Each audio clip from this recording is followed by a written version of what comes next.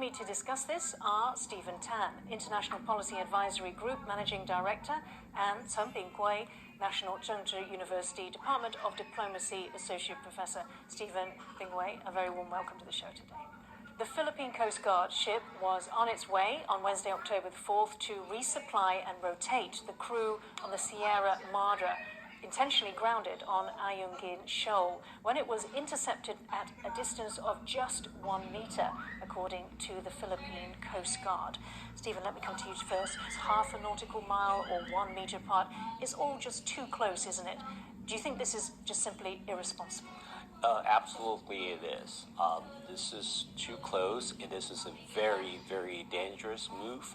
And I think China did this for reasons. You see geopolitical tensions around the whole world.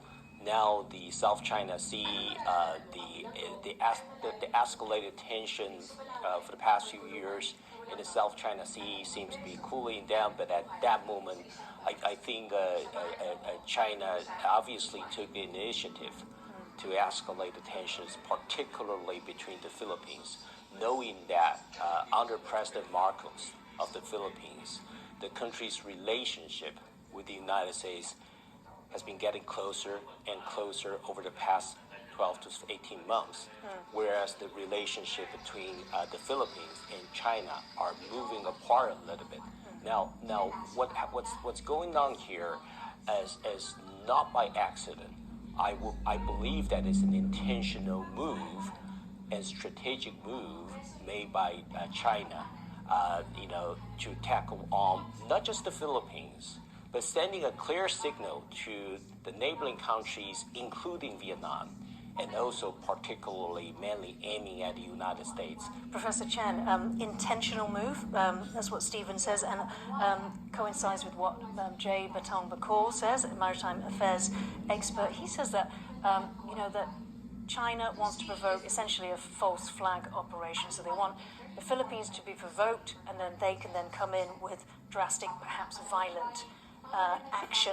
What's your assessment of that?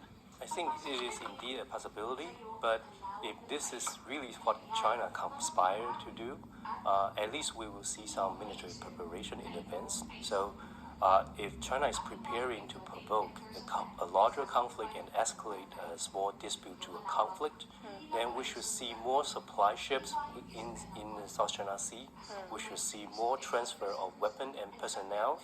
So, we're not seeing this. Yeah, we're not seeing this. So I think this is I would say not new, but regular move that Chinese Coast Guard would do to neighboring countries. We have seen very similar things in East China Sea.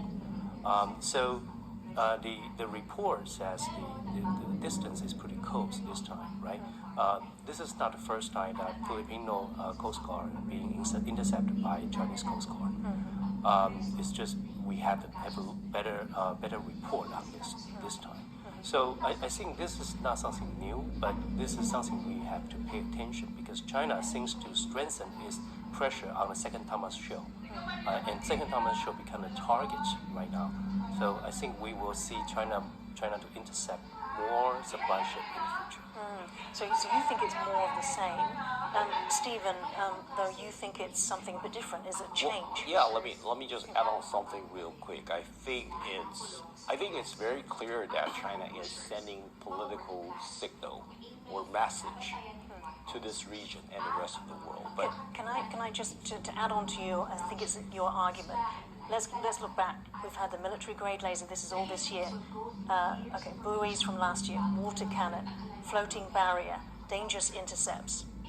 All of this appears to be building up. Right. So I think you have to make a distinction between the military signal and message leading to a potential and prospective military actions on one hand, and the political signal and political message, reinforcing its position and showing the strength in order to prepare for something else on the other. Those are the two separate, related, connected, but different concepts. Now, I'm more leaning towards the latter, which is it's more political driven, and So by you sending the disagree with Jay Botanical? political signals instead of or as opposed to preparing for in the near future a military action. Okay. Professor Chen. I agree with him too. I think this is a very important signal to a neighboring country, especially to Vietnam, I think. Because of the upgraded relationship with the US. Yes. So it is a warning to the neighboring country that China will use these kind of tactics to secure its sovereignty, to secure its security interests. So other neighbors should not increase their activities in the neighborhood. They should not try to fortify their territories in their controlled island.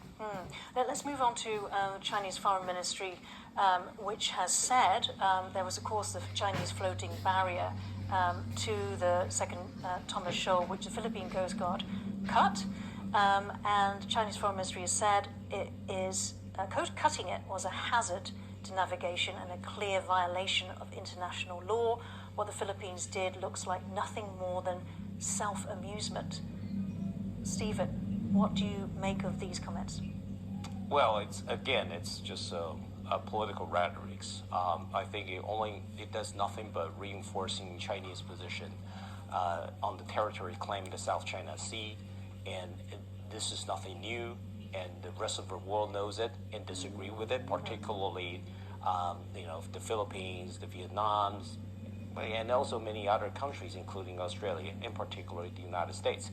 Now, China has claimed that 90% of the international water in the South China Sea it's its own territory, and that is simply not the position, to say at least. Of the neighboring countries in the South China Sea as well as the United States. Professor Chow, I just want to go back a little bit to the statement, that this is a hazard to navigation, the cutting of the floating barrier, and a clear violation of international law.